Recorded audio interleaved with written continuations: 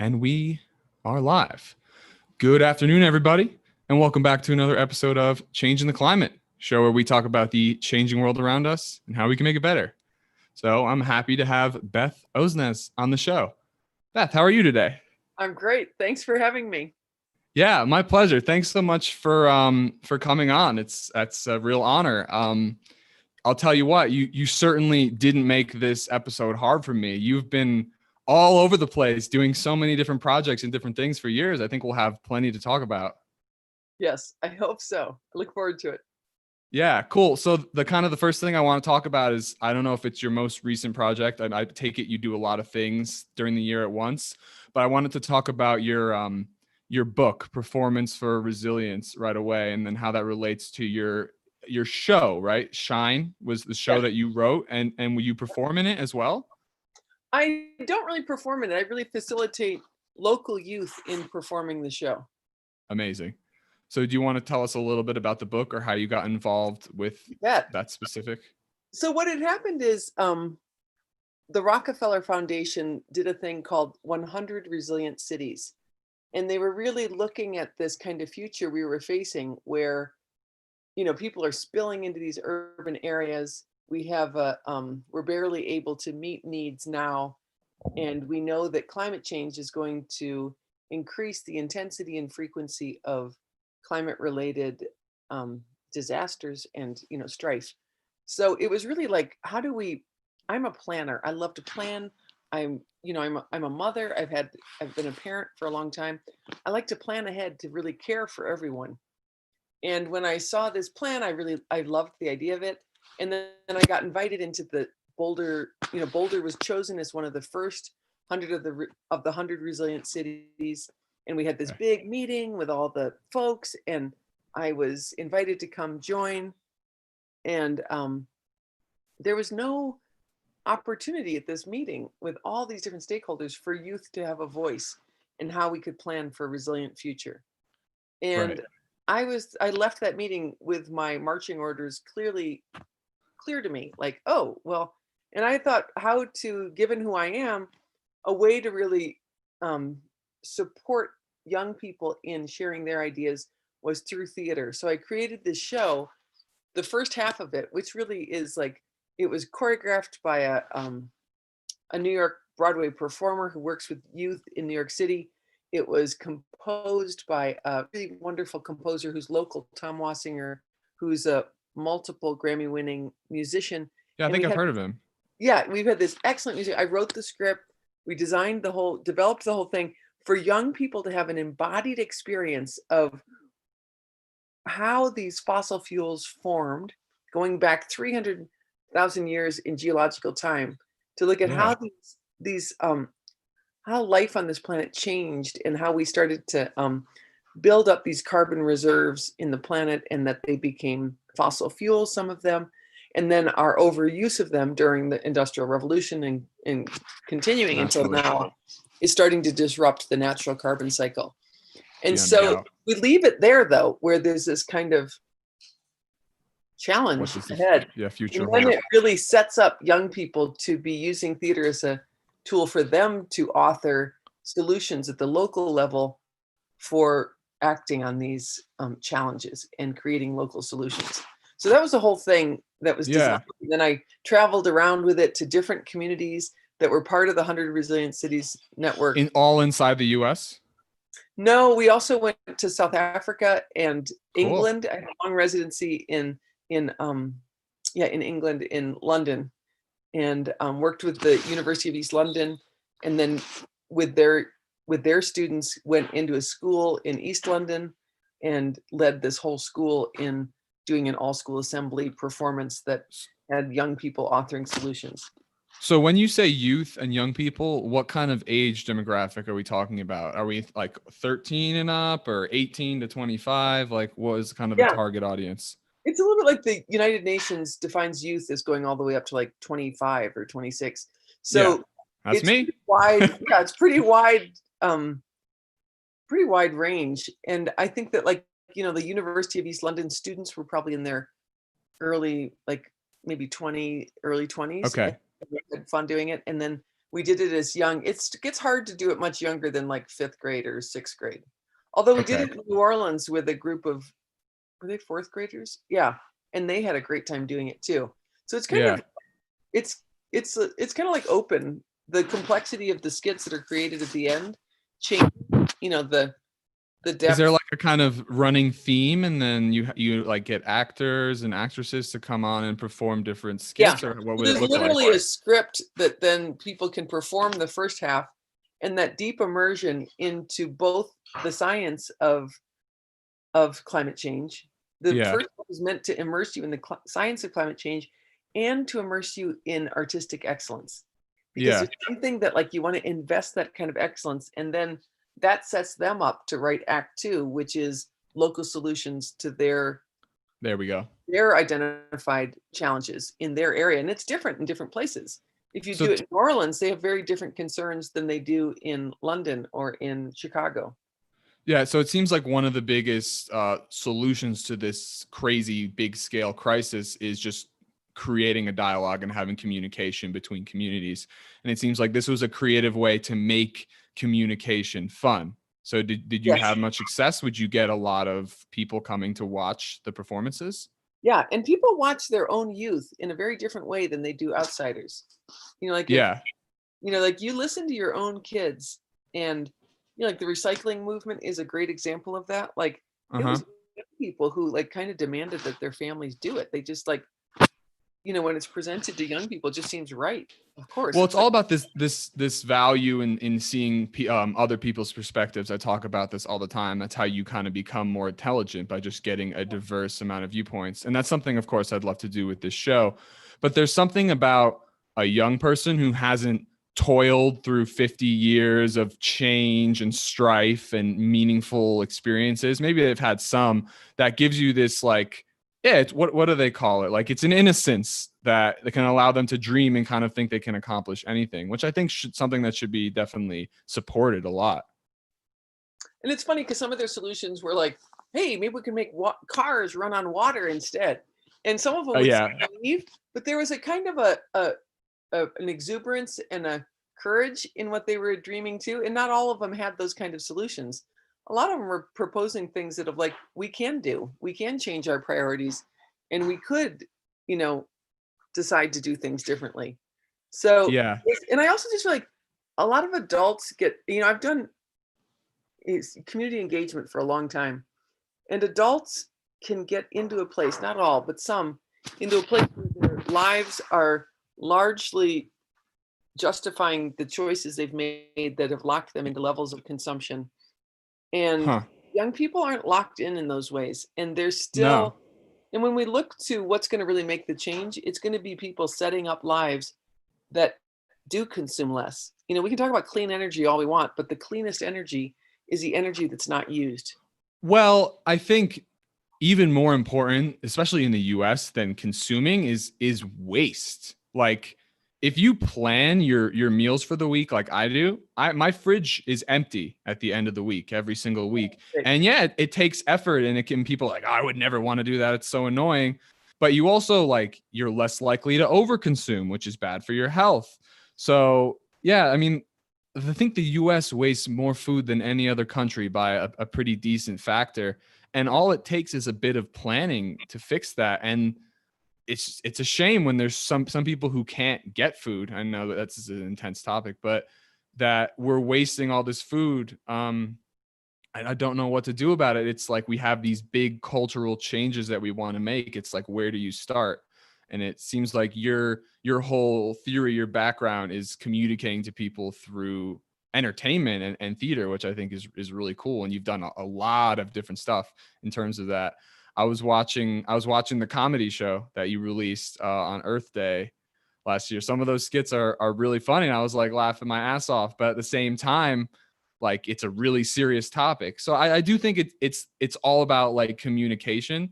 And I think that we're in an era right now where communication is so strange. It's evolving so quickly. Like there's tweets, there's photos on Facebook, or there's photos on Instagram, and it's hard to really reach people in a meaningful way. You have to connect to someone in the way they want to hear things, Yeah, that's right.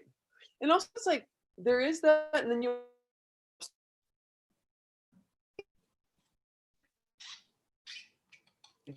think have Sorry, impact. We you don't cut really out have there a time little to bit. kind of mess around.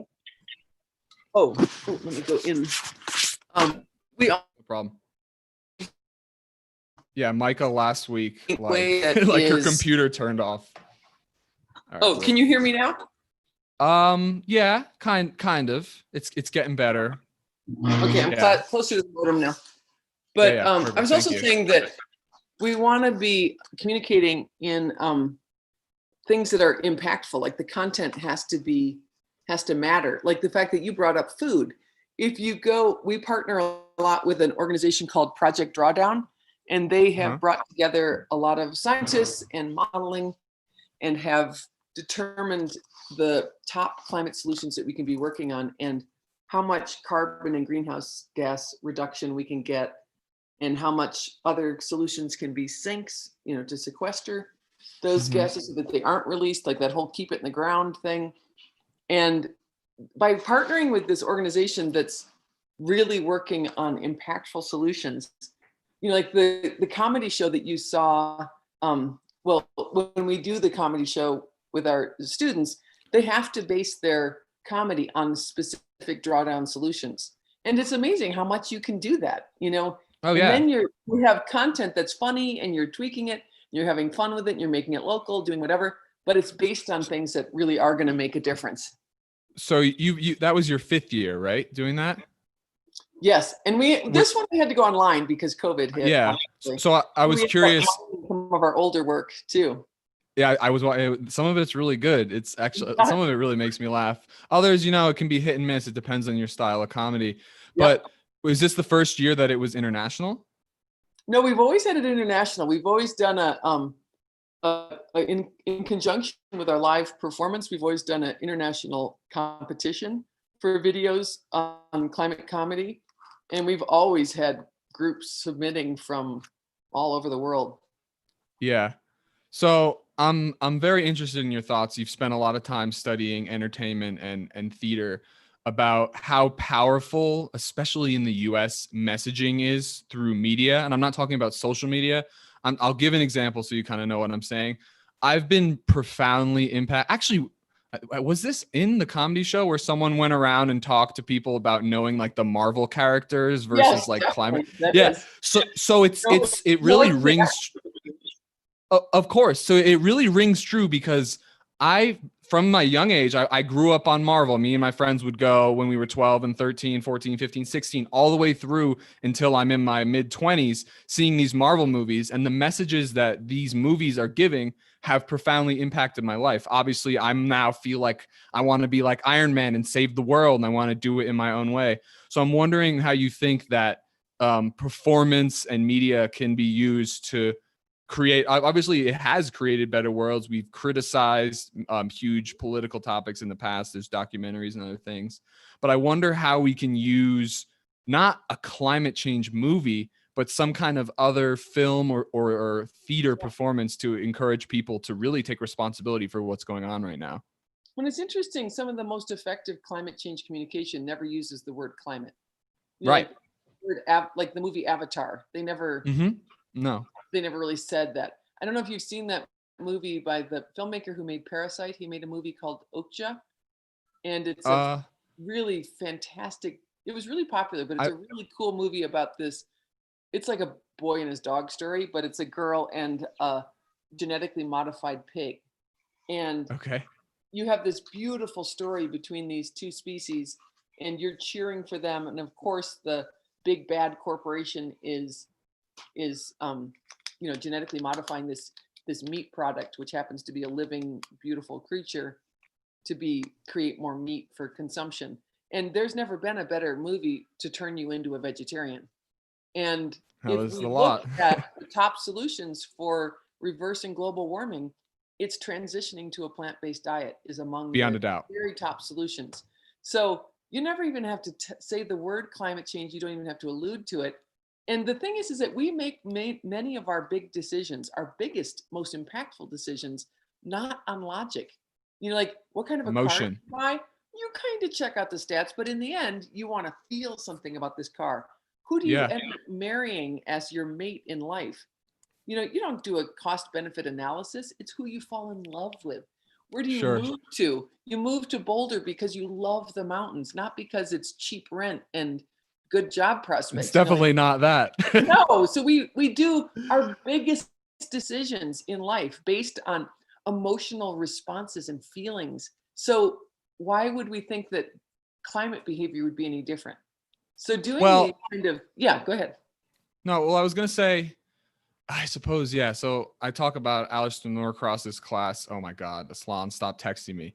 I talk about Alistair Norcross's class and how he presented all the arguments of why we should transition away from eating animals because it's just morally wrong. But it didn't really sink into me. So I went vegan 4 years ago. I said this on the last show. It didn't really sink in until I was able to relate it to myself, unfortunately. And I'd be open in the sense that I don't really believe in true like altruism. I think people really need to see things through their own eyes. And when I watched a video where a doctor outlined every single leading cause of death and how it could be prevented by eating a plant-based diet, that is logic, but at the same time, the emotional sense, like I want to live, I want to be healthy, I want to be strong. I'm just like, some of these emotional arguments that appeal to people's good nature.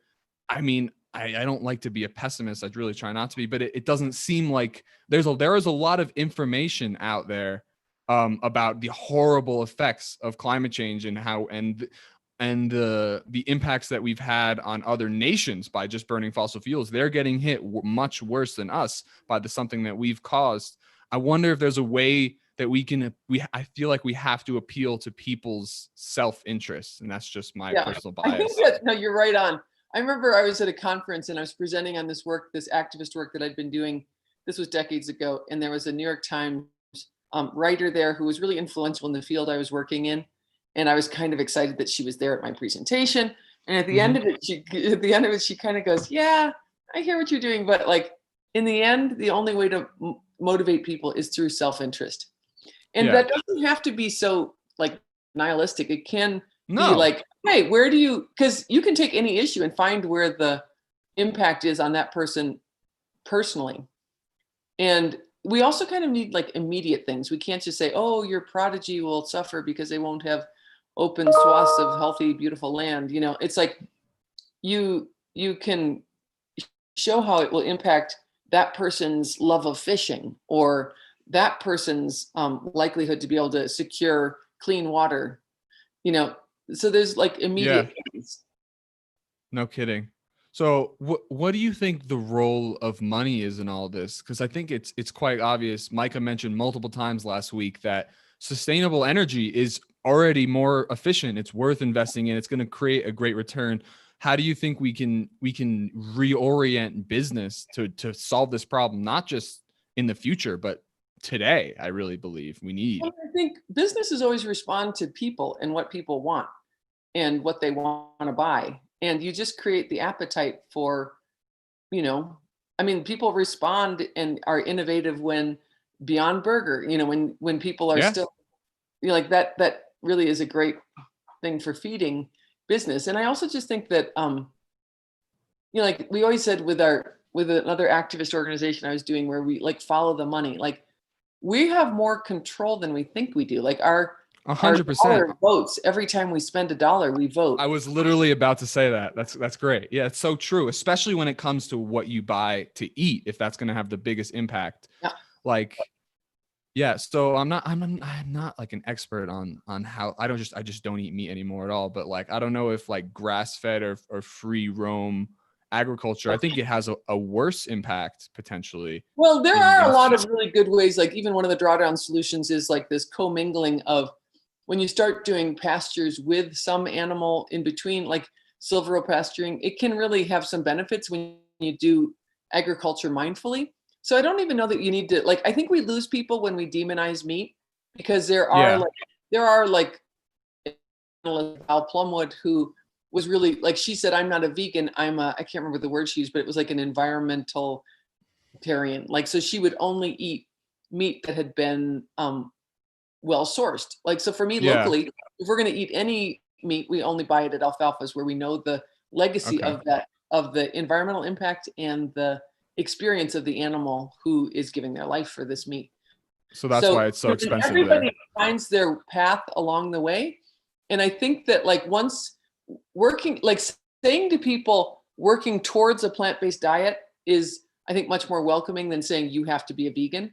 I mean, I know my Yeah. own mother would be like, they're going to take away meat. People feel Yeah. challenged, backs are up against a wall.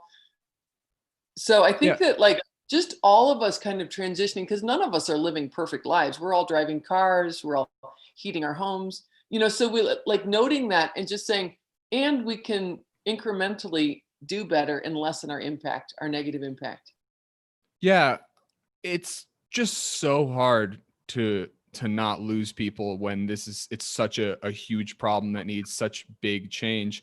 And the truth of what you said is that you don't have to go vegan. We can just continue doing exactly what we're doing. But the problem is your actions have consequences. So it's just a matter of you taking action to better your future. And people there's people who will just deny that. And I think like the jury's out. It's just the argument continues. So it's like I'm not interested when I meet people who say they don't believe in climate change.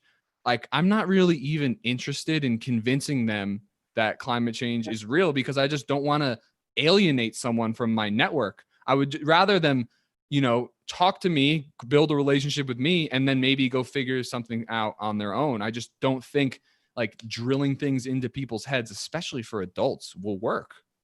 I think we've lost something when we think that that's what climate action is finding the biggest, most staunch climate denier you can find and convincing them. Like, that's a joke. That doesn't even happen. Yeah. You don't, like, the thing that does happen, that can happen, is if you make a better party. People are at this fossil fuel consumption party, and it's a pretty fun party because there's a lot of power packed into fossil fuels.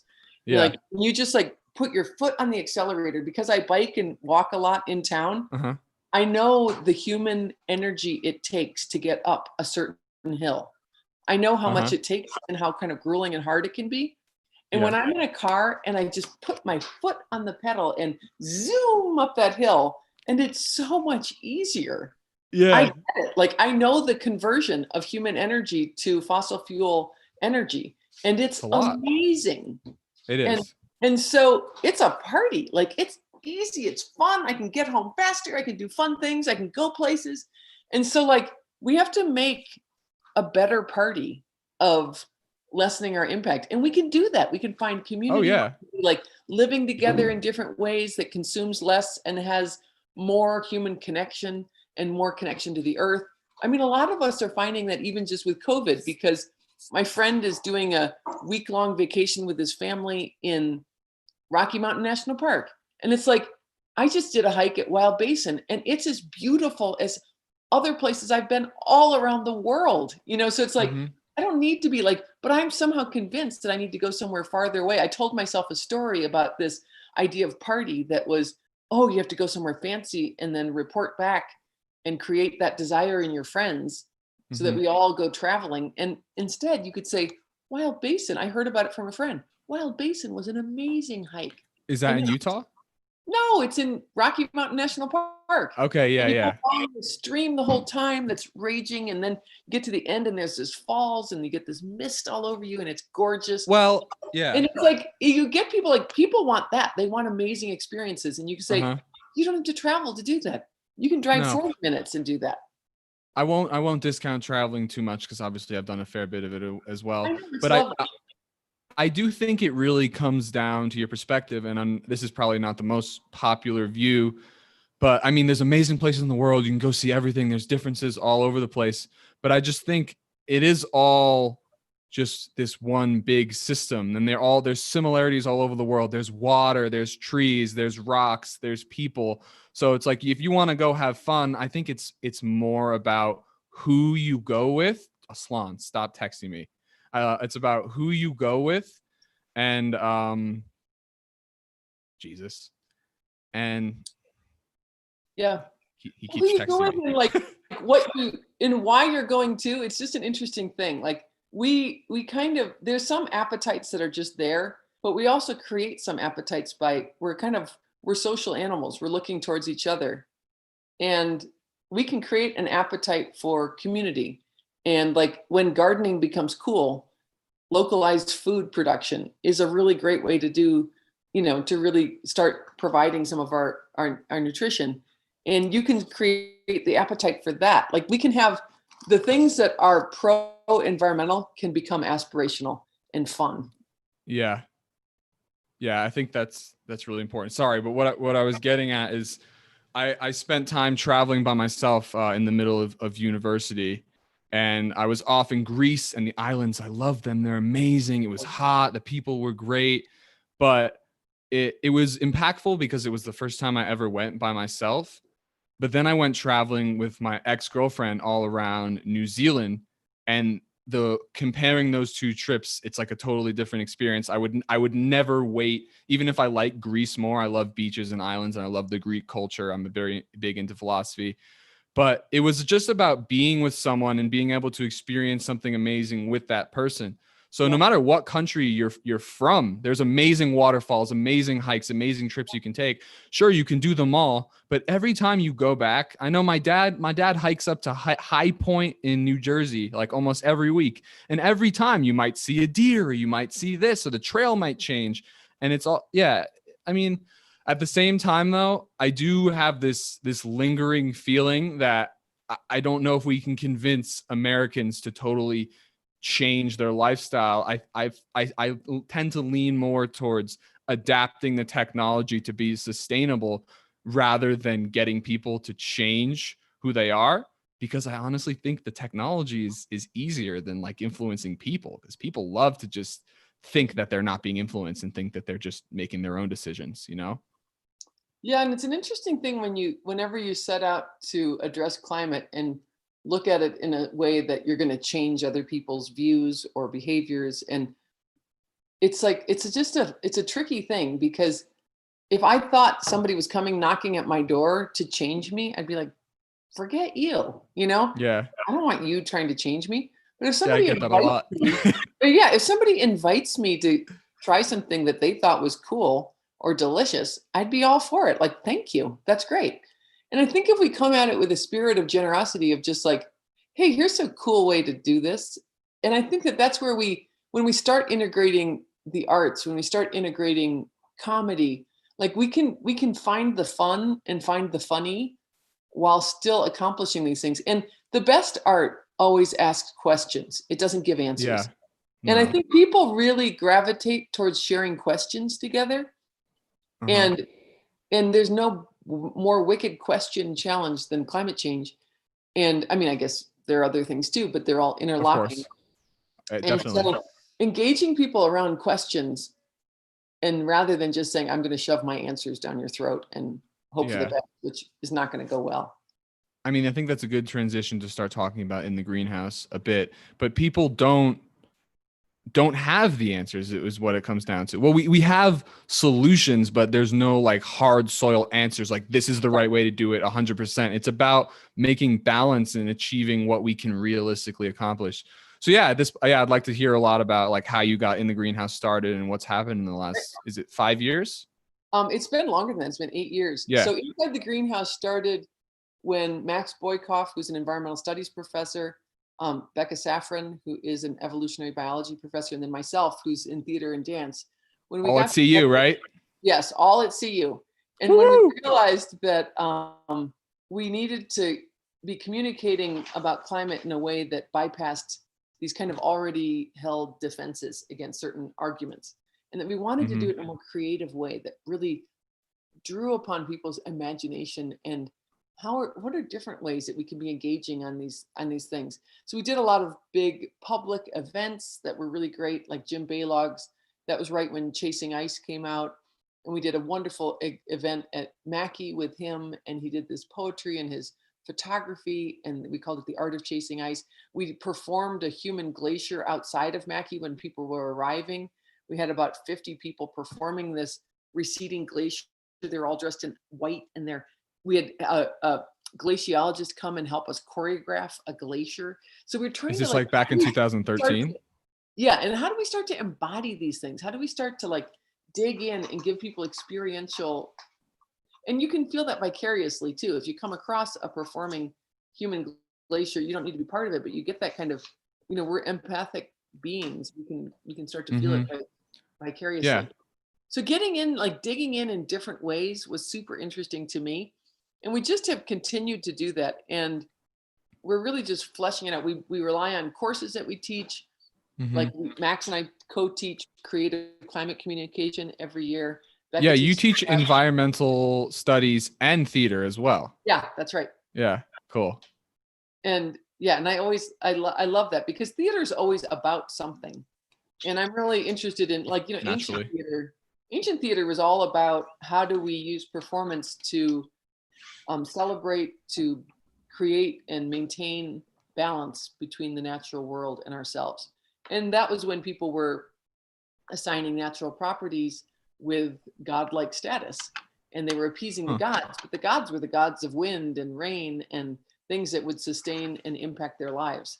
And so we've gotten away from that. We think that we don't really, in our religions and in our belief systems, we don't really daily think about how much our existence is dependent upon the health and well-being of the earth that we reside on. But No, we've it's known all it. It's true. here. It's around. We just think it's going to be here the way it is, and that's that. Yeah. And so getting back to that kind of connection to and centrality of that balance of our existence and our celebration and delight, like Dionysus was like celebrating wine coming back every year and the intoxicating delight of that gift from the earth, Yeah. literally. And so we have the delights that we get, like the fresh garden tomato that I just Hmm. ate yesterday. Like that's delight. And that's like Uh huh. gratitude to the And earth. you grew it yourself. You Yeah. created that. And then what I want to comment is that we are extremely unique in so many ways, the human race in general, the human beings, whatever you want to call it. I think the only other like organism that has a profound impact on its environment is beavers who build dams. So we don't only build dams, we build wind farms and cars and cities and all these things. People who say that I don't think humans can have an impact on the climate, it's like the climate is just the earth system, and we are the kings of the earth system right now. I think it's kind of indisputable at this point. Like if you look at the earth 200 years ago versus today, or the earth Yeah. 5 years ago versus today, it's very obvious that humans have a huge impact. We're running the show here. Like it's a responsibility. Yeah. We're a species gone amok. We've changed the course of rivers and changed the It quality could of be the. for the better. And that's why we have people talking about this. And that's why this environmental movement has been going on for so long, is we can build, if we are building the world and shaping the world, we can make it better. And I think that we will. We just have to get people motivated to make the entire planet better rather than just their own individual experience. And I think it can be done by pursuing self-interest, but I think the market needs to take into account externalities more. And what I learned at the University of Colorado in Leeds is about stakeholder versus shareholder value. We really need to reorient things. And Andrew Yang, who was a candidate for president, he talked a lot about how we need to reorient the way we quantify value and take into account, like, for example, like mothers who go home and take care of children. You're investing in your future when you have children or when you take care of the environment. You can look at it. There is a clear return on investment by, for example, investing in sustainable energy. Like it will give you back money in the future. You have to look down the line, Mm-hmm.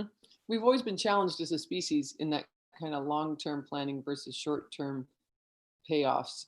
So it's funny because the thing that keeps us alive and has allowed us to thrive so much is our cognitive ability and our ability to plan, but it also is one of our greatest foibles. So Yeah. it's just, we're a complicated species, and it's just interesting to watch.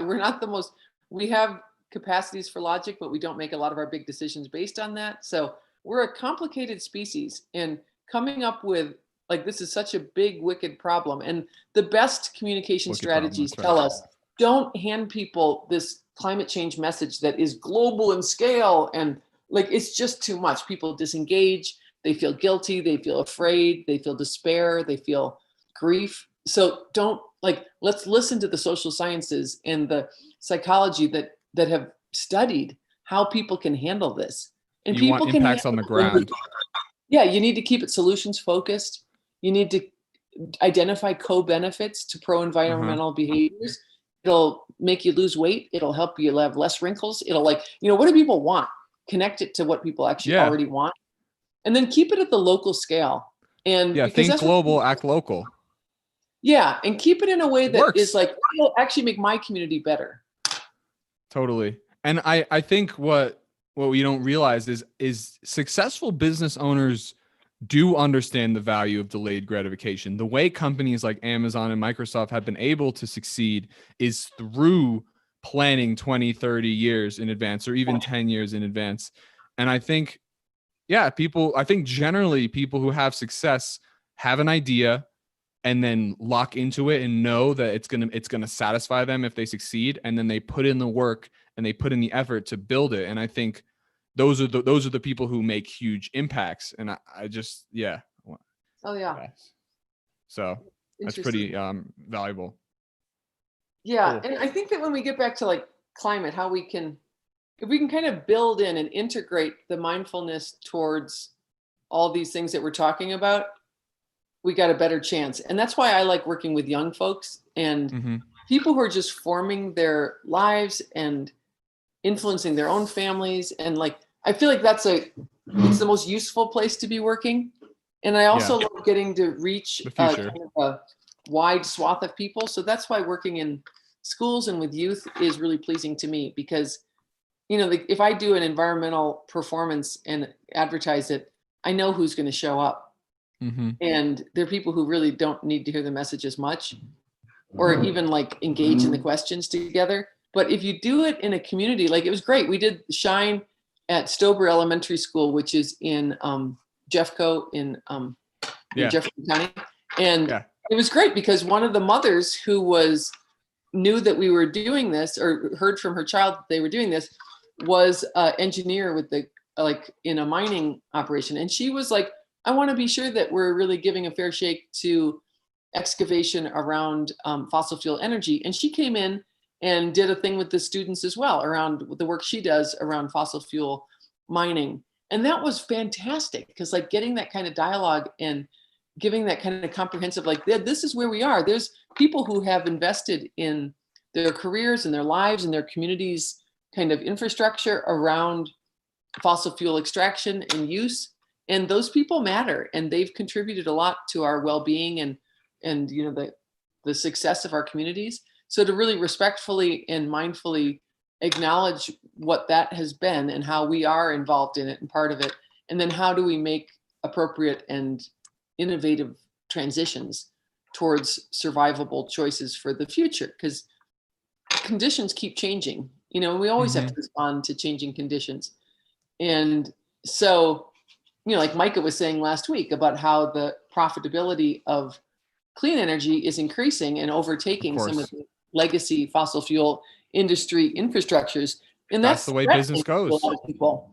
And I think that when people feel like we care and that we acknowledge their contribution, and we're going to care in terms of how this community is going to be trained up to be the clean energy engineers and solar installers, and so that we're not just abandoning and demonizing, but we're working together as a community. And I think that's what was cool about working in schools, is you can get that whole community experience and investment and involvement. Yeah. So you've been educating for a while. I'm curious how you got started, if you maybe had ambitions to write shows from a young age, or if you wanted to be a performer and then you kind of moved into working with people. I always I like creating theater, and I don't need to be, I'm not really I never was I want to be a star. That wasn't really my goal. I like making art, and I like making art about something that I care about.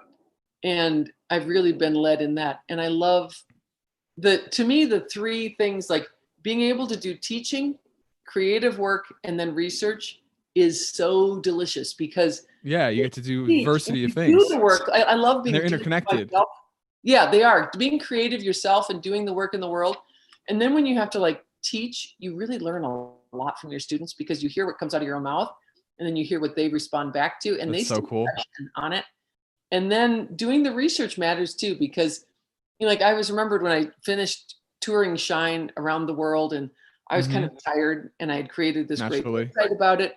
And then I was like, do I really have to write the book? And then I'm a professor, so I have to write the book to keep my job. How long did it take? Well, it takes a good year to write a book. And Yeah, it's I've never hard. written one. I don't know. Yeah, it's hard. And I remembered, but the process of doing it really makes me engage and critically engage with what I've done and make meaning from that and come up with lessons learned, really identify and articulate recommendations from that. And until you can say it, you're like, oh yeah, I know what I mean. You don't. If you can't say it, you don't really know it. You haven't fully developed that idea. And it's like the like a whole, like art is like this maple tree and it's cool and it's alive and it's growing. But then it's like getting that little bit of maple syrup from it is like and now I've articulated the sweetness of this lessons that came from it. And then you can share it. You can take a jar bite-sized of pieces, maple digestible. syrup, you can share it out. So you can't eat a whole tree. You can share these experiences and we can all build on each other's experiences to keep doing better work.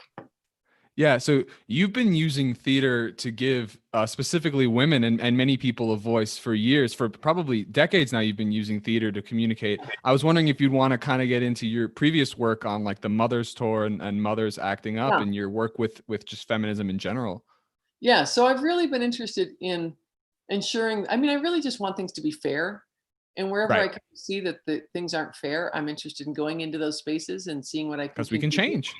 Yeah. So with Mothers Acting Up, it was really us looking at how can we use our political might as American women and very powerful position compared to the rest of the world.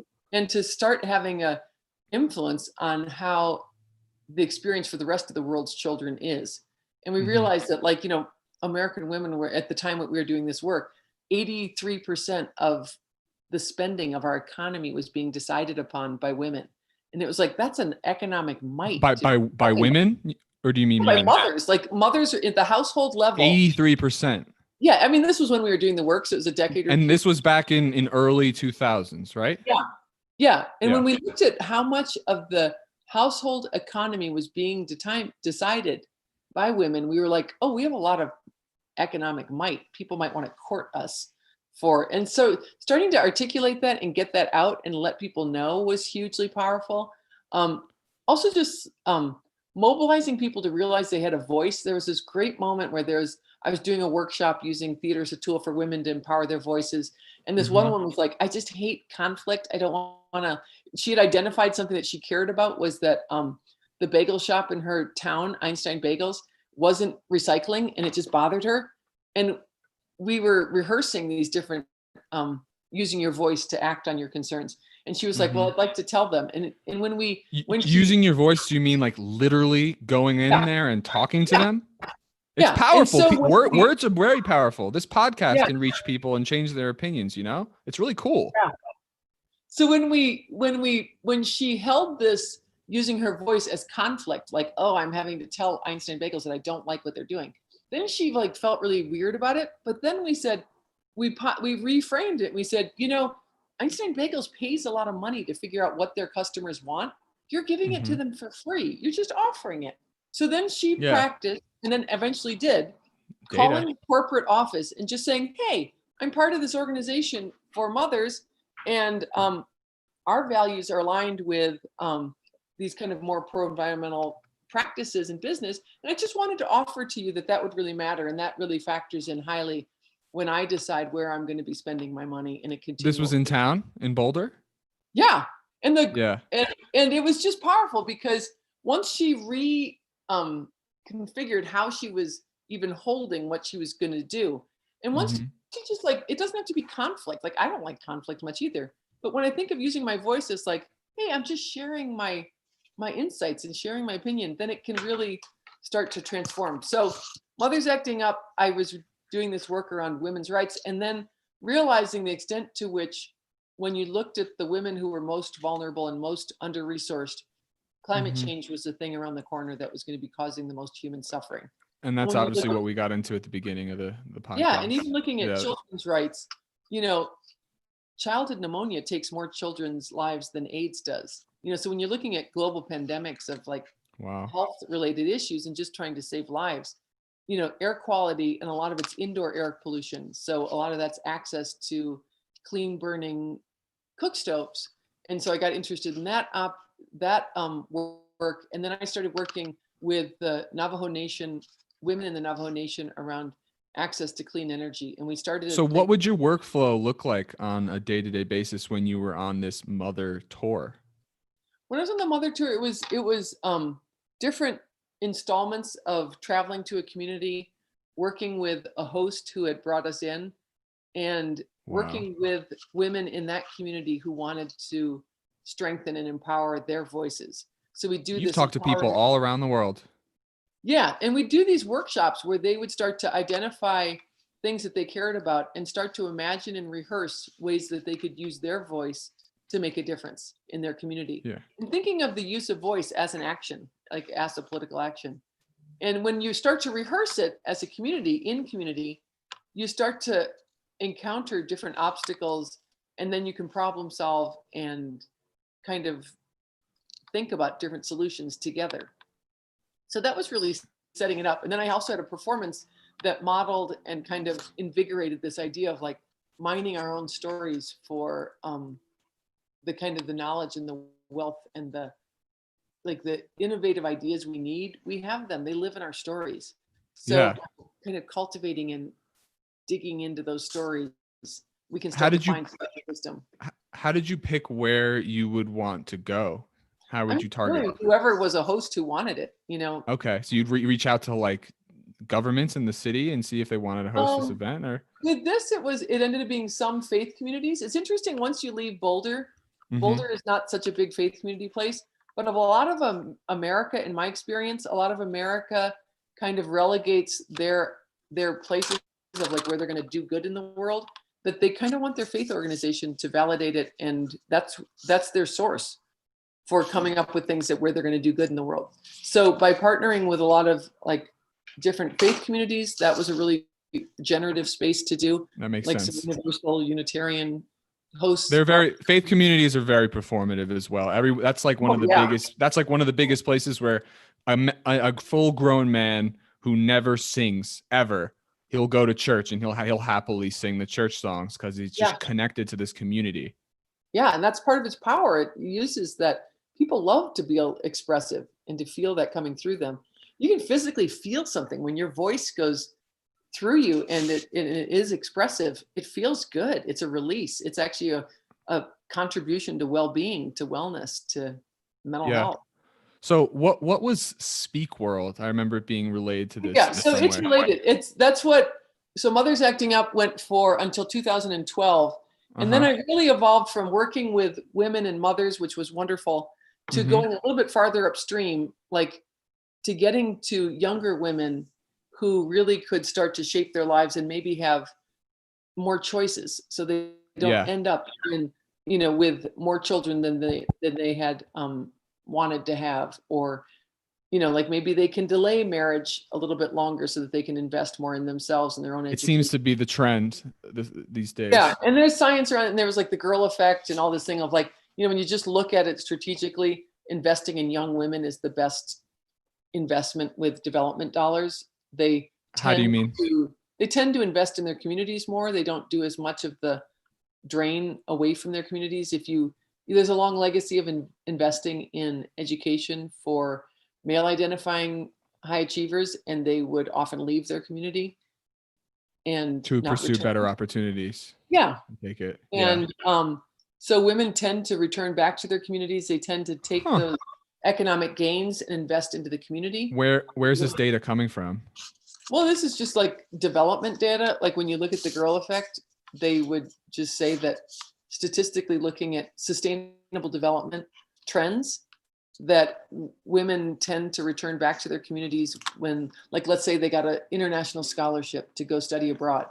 It's just more likely that women will return back to their communities and take that that capital, that in like either that medical degree or that, you know, advanced education degree or social work or whatever it is, and invest that back into the infrastructure of their original community. And that's very cool. Yeah. So like investing in women, you're inadvertently, based on the data, investing back into the community. If women have more power, like, the community will be healthier, is the theory. Yeah, like if you read like Half the Sky, like Nicholas Kristof's book that he co-wrote, and like things like that, like it started making sense. Like people started understanding that like investing in women actually made a lot of sense. And how did you use theater for this? Well, it's interesting. Like using theater was a way to say, how can women start to impact, like empower their own voices? One of the things was like the international community was like all of a sudden like, oh my gosh, we got to hear from women. Women have been, their voices have been marginalized, suppressed, oppressed for millennia. And just sticking a microphone in front of somebody who hasn't had the role models for this, it was like, you know, I had a woman, when I did this workshop in Milwaukee, there was a woman who said, our voices have been silenced for so long. It can take us a while to find our words. Like, give me a second. Give me a second. And so creating these spaces where people could come together and really think about what are my values? What do I care about? What are actions I'd want to do? How can I rehearse doing this in a safe environment? And then I can take it out into the world, and it's less daunting, and I feel vitalized in doing it because I've practiced. So having these spaces where people could really work together in creative ways. When Adrian Manygoats and I started we wanted to start, we were doing this work around clean energy development, and it was working in conjunction with Eagle Energy that was working in the Navajo Nation. And before working in the Western agency, we thought, let's listen to the women deeply before we start doing programming. And so we did these creative sessions where we met for a day-long thing, a couple of days in a row over a few months. And we met with women who self-identified as caring about the clean energy future of the Navajo Nation. And a lot of these Dene women and Navajo and Hopi women came, and we used these creative exercises to identify the things that they cared about the most. We rehearsed them in kind of creative ways. We did really aesthetically stirring exercise to start to articulate what they cared about. And they, in a very efficient amount of time, identified and created the Navajo Women's Energy Project, which is still going on today. And so it's not even just like, oh, feel good, fun, beautiful. It's actually a cost efficient and time efficient way to bring people together to identify goals and strategies for how to act on those goals. Well, if you give people purpose, they're just much more likely to act and follow through on what they're doing. If they believe in the impact behind their actions, they're more likely to stay and stick to it, I think. Yeah. And it's like, I'm understanding most humbly my role. I'm just there helping coordinate. They have the purpose. They have the energy. They have the local knowledge. They have the investment in that health and well-being of that community. So it's really just like partnering with folks who benefit from some of these methods and approaches and offering them up for them to use as tools. It's a little bit like if you're building a house and I come by with a hammer and you're like, wow, this is a great tool. I'll use this to build the house in the way I want to. So it's like really sharing tools. And I mean, that's what you get to do at the University of Colorado. When you're a professor, you get to help, like, there's biologists who are coming up with patents on drugs that will help people really manage certain things. It's like, and we're doing the same thing. We're coming up with approaches and methods that are really effective and supportive and nurturing in being able to address really important issues to the community.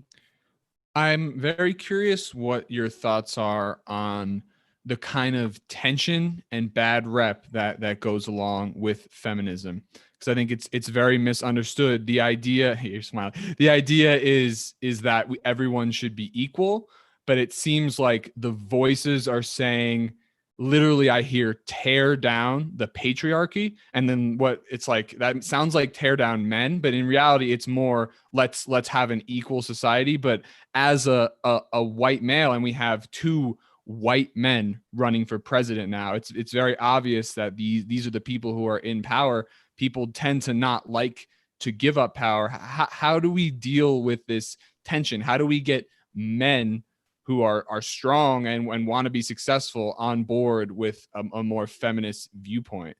Mm-hmm. I don't know. I think it really helps to think of like power with rather than power over. Right. Power is a positive, like you can like use like power is like opportunity, it's like wealth, it's all these things. It's also a responsibility.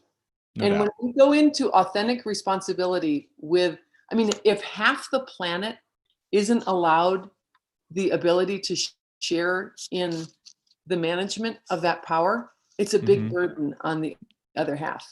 And it just breeds resentment as well. It breeds resentment, and it also denies people authentic community, like authentic relationships. And so like one of the things I think is a great way to look at it is, I was at a conference and it was a feminist mothering conference, and there's a woman who shared, she said her husband said the greatest gift of the feminist movement and the women's movement is that it gave men back their ability to parent, because parenting sounds good to me. Getting to have an authentic relationship with your children is actually kind of like one of the best things you can do in this lifetime. I mean, it goes back to what we were saying about vacations. It's about who, not where. Yeah, it's so true. Being in authentic partnership, like in my own, relationship with my partner, there was a long time where he was bringing in most of the money and the kids were young, and now I have more of a steady income and we share it together. That's a more stable, well-functioning model. That's interesting. And it's just like, it's like when one person is oppressed and the other is the oppressor, both of their humanities are diminished. Yeah. And you cannot be an oppressor, and we can inherit these oppressive structures that we were born into, and we can work towards greater equity. And I think that it's always funny because men, when they hear the word patriarchy, they'll think like, oh, you think I'm a patriarch? I'm like, no, I don't. Like, it's like funny. Like I was in a meeting with a professional man who I've been in community with for a very long time. And he was saying something about like, he felt threatened when somebody said the patriarch. And I said, oh, this person's name. I said, I view you as a feminist. I don't view you as a patriarch. I feel like you're somebody who's I've been witnessing you. Labels are tough. Labels are tough. Calling people deplorable and patriarchs, it can not be all men. problematic. I know women who are patriarchal. I mean, like my own mother, who I adore and loved, and she has passed away, but she would write me a letter and it would say Mrs. J.P. Osnes. Like the woman who gave me my name wrote me a letter with my husband's name addressed to it. And that's like a funny patriarchal thing to do. And my husband, whose name it is, would never introduce me as such. And so it's like women can be patriarchal, can have patriarchal behavior, and men can be feminists. And gender nonconforming people can be feminists and can be patriarchs. And so it's like it's not like I don't know. It's just an interesting thing. And I think that some of the efforts to diminish the change, because people get afraid of change if they think they're going to lose power. And so there've been a lot of efforts to demonize feminists and to do. Of course. And the media doesn't help by showing, we mostly see radicals on the news. And when you get on the ground level and this is why I love the podcast format so much, because you actually are having a real conversation with someone. You see what people are like. Most people, especially I go door to door every day. I meet people every week. Most people are not like this is the way, I'm right, you're wrong. Like I'm 100% this. Most people are just people. They think, they rationalize things. They're insecure, they're unsure, but they have this upbringing that conditions them to be a certain way. Not everyone's like crazy to the right or crazy to the left or super passionate on one thing or the other. I just don't know how it seems like the feminist movement hasn't done a fantastic job of trying to be inclusive with men. Interesting. So, I mean, I think it's like, look to books like Everyone Should Be a Feminist. No, Feminism for Everyone by Bell Hooks, or, Maybe I'm just you know, biased. like Everyone Should Be a Feminist. And like, there are books that are very inviting and very non-aggressive. And I think that it's a lot of the media. We've been fed these lines that are very 100. stereotypical versions of different people. If that's And all you see, that's all you know. yeah, so I think it's interesting to, it's a little bit like, you know, people will say, with the Black Lives Matter versus some people wanting to say all lives matter. Mm-hmm. It's like there people are like, the most useful thing I saw was where somebody said, it's insensitive to, like, because somebody's been oppressed for so long and has encountered systematic justice. It would be like if you came to me and said, my father died and your father just died. And it would be like, and if I said to you, instead of saying, oh my gosh, your father died, I'm so sorry, that must be so hard. If I said, you know, we all lose our parents, all parents die. That would be really an insensitive thing to say. Right. And when we have, you know, with Black Lives Matter, of course, everyone knows all lives matter.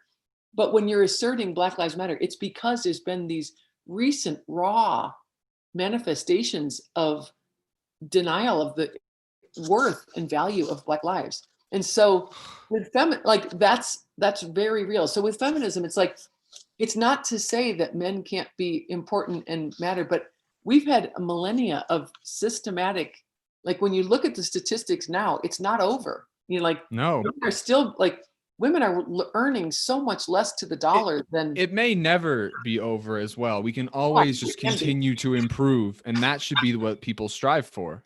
It's just Yeah. continued growth. Yeah, Yeah. it's hard to have a equality, an equal society. Well, I It's think just there's about more people on this planet and it's still going up. It's an interesting challenge we have ahead of us, no because kidding. population is still going up, and our management of the resources we have in any kind of a way replicating equitable, like even going towards that, you know, it hurts us all when others hurt. You know, Yeah. it's in our best interest not to have pockets of disenfranchised people who get radicalized and are angry and want to act on that anger. That's scary for everybody. So the best Yeah. way to combat that is to take care of people and include them and share resources with them. It's the most selfish thing you can do. No kidding. So something you said earlier, we talked a lot about relationships and empowering people through voice. I'm pretty confident that you've heard of the Harvard happiness study, right? Just to kind of wrap up here, I found that to be so powerful, that the most important factor for someone's health and longevity was the strength of their relationships. That really stuck out to me, and it just goes to show people, I think I have, I'll eat this much kale, I'll run this many miles on the treadmill, I'll be fine. But if I'm like unhappy and can't have conversations with people, and like it's crazy how it is physical conversations, but Yeah. it's beautiful how, like, having strong relationships with your family, your parents, and your loved ones, it makes you stronger and healthier. I'm sure you had read that before. It just really stood out to me. It's interesting with this idea that we're trying to go towards a healthier environment and addressing climate change. It's like when we think of that, taking this on has to be a bummer. It has to be about deprivation. It has to be about loss, changing things that we love. But really, this might be an invitation into a better way of living that we get to experience. I think it definitely is. And maybe greater connection with the natural world, from which we gain so much serenity, well-being, excitement. We are from the natural world. We're a part of it, and we control it. So we have a responsibility to take care of ourselves and the natural world. It's who we are. We are natural. Yep, that's right. Yeah. And I think that when that feeling of separateness comes in, thereby comes yearning. And we try to satisfy that yearning with a whole bunch of false things that don't satisfy.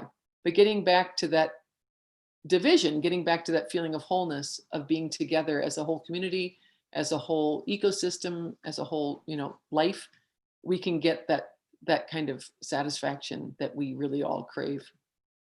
I agree. But like we said, it takes planning and effort and making action. And there are people out there that are doing things that you can get involved with, like 350.org and lots of other organizations I'm hoping to have on this show.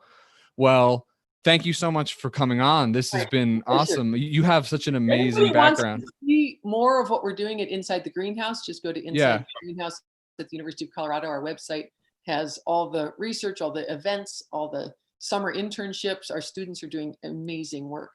InsideTheGreenhouse.org, right? Inside the Greenhouse. Yes.